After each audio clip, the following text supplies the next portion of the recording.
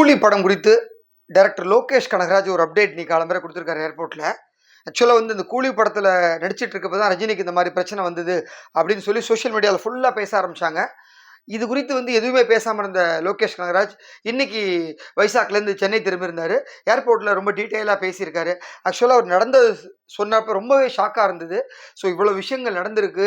ஆக்சுவலாக வந்து ரஜினிகாந்த் அவர்களுக்கு திடீர்னு வந்து ஒரு பிரச்சனை ஏற்பட்டு அவசர சிகிச்சைக்காக கூட்டிகிட்டு போய் சேர்த்த மாதிரி தான் எல்லாரும் சொல்லிட்டு இருக்கோம். ஆக்சுவலாக அது இல்லை. ஆக்சுவலாக ரஜினிக்கு இந்த மாதிரி ஒரு பிரச்சனை இருக்குது அப்படிங்கிறது ஒரு 40 நாள் முன்னாடியே அவருக்கு தெரியும் அப்படிங்கிற மாதிரி லோகேஷ் கனகராஜ் ஒரு விஷயத்த சொல்லியிருக்காரு. இந்த படத்தினுடைய ஷூட்டிங் ஆரம்பித்த உடனே வந்து எல்லாரோட இந்த படத்தில் நடிக்கிறதுனால ஒரு மல்டி ஸ்டார் சப்ஜெக்ட் அப்படிங்கிறதுனால எல்லாருடைய கால் ஷீட் வாங்கி ரொம்ப பக்காவாக பிளான் பண்ணி என்னென்ன ஷெடியூல் எப்பப்போ என்னென்ன ஆர்டிஸ்ட் காம்பினேஷன் இருக்கும், எந்தெந்த ஆர்டிஸ்ட் இண்டிவிஜுவலாக இருக்கும் அப்படிங்கிற ஒரு பிளான் பண்ணி ஒரு பெரிய டிராஃப்ட் போட்டு அழகாக ஷூட் நடத்திட்டு இருந்தாங்க. சென்னையிலையும் வைசாக்லேயும் மாறி மாறி அந்த சுச்சுவேஷனில் தான் வந்து ஒரு 40 நாளுக்கு முன்னாடியே வந்து ரஜினிகாந்த் வந்து லோகேஷ் கிட்ட ஒரு இதை சொல்லியிருக்காரு.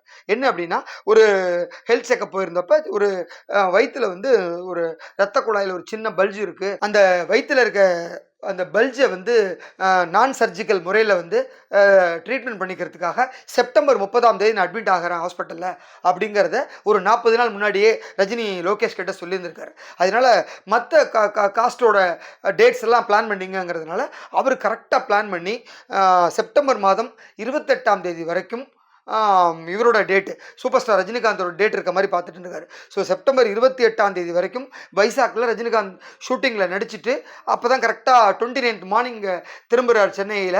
ஏர்போர்ட்டில் தான் நிறைய விஷயங்கள் பேசுகிறாரு ரஜினி.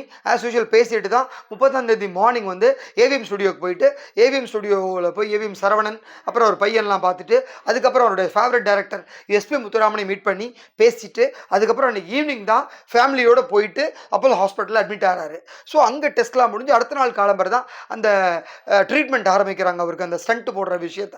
ஸோ வந்து இது வந்து திடீர்னு ஏற்பட்டு ஒரு ஹார்ட் அட்டாக் மாதிரியோ இல்லைன்னா ரொம்ப எமர்ஜென்சியாக கூட்டிகிட்டு போய் அட்மிட் பண்ண மாதிரி பேசின விஷயங்கள் எல்லாம் கிடையாது. இது வந்து எங்களுக்கு ரொம்ப ஷாக்காக இருந்தது. நாங்கள் ரொம்ப பேனிக்காக இருந்தோங்க.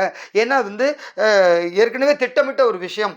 இவர் ரஜினி சார் வந்து எங்ககிட்ட 40 நாள் முன்னாடியே சொல்லி நாங்கள் மற்ற டேட்டில் அட்வான்ஸ் பண்ணி கரெக்டாக அந்த ஷெடியூலை முடித்து சார் அனுப்பிச்சி வச்சிட்டோம் வீட்டுக்கு. அவருக்கு வந்து ஒரு எமர்ஜென்சி அது மாதிரி ஆயிருந்தா நாங்கள் எல்லோரும் அங்கே ஷூட்டிங்கை கேன்சல் பண்ணிட்டு இங்கே ஹாஸ்பிட்டலில் தான் இருந்திருப்போம்.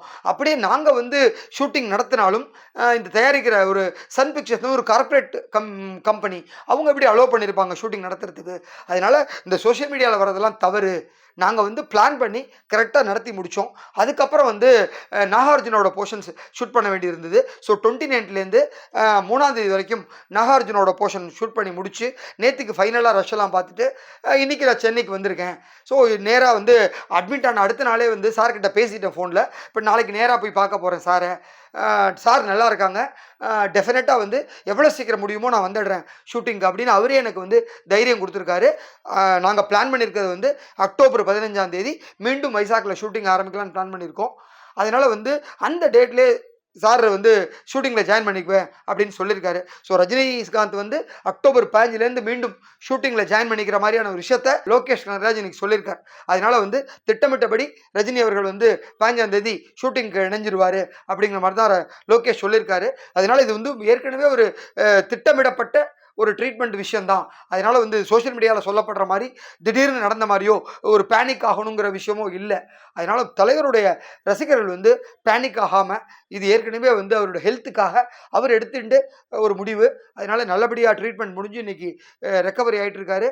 விரைவில் வந்து குணமடைந்து ஜாயின் பண்ணிக்குவார் அப்படிங்கிற மாதிரி எதிர்பார்க்கலாம்.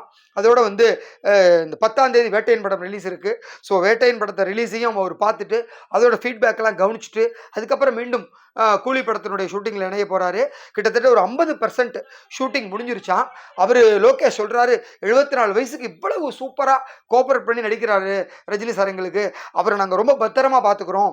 அதாவது எப்படியெல்லாம் அவரை வந்து அழகாக ரசிகர்கள்ட்ட காமிக்கலாம், எப்படிலாம் அவர்கிட்ட வந்து அவருடைய சின்ன சின்ன ஸ்டைலெல்லாம் வந்து கேப்சர் பண்ணலாம் அப்படி நாங்கள் பார்த்து பார்த்து செதுக்கிக்கிட்டு இருக்கோம் இந்த படத்தை. டெஃபினட்டாக வந்து ரஜினி ரசிகர்கள் வந்து கூலி படத்தை பார்த்ததுக்கப்புறம் சூப்பர் ஸ்டார் அப்படி வேறு லெவலில் வச்சு கொண்டாடுவாங்க அப்படிங்கிற மாதிரி இன்றைக்கி ரொம்ப டீட்டெயிலாகவே லோகேஷ் பேசியிருக்கார் ஏர்போர்ட்டில். அதனால வந்து இது வந்து ஏதோ ஒரு திடீர்னு நடந்த மாதிரியான ஒரு விஷயம் இல்லை அப்படிங்கிறது இதன் மூலமாக தெரிய வருது.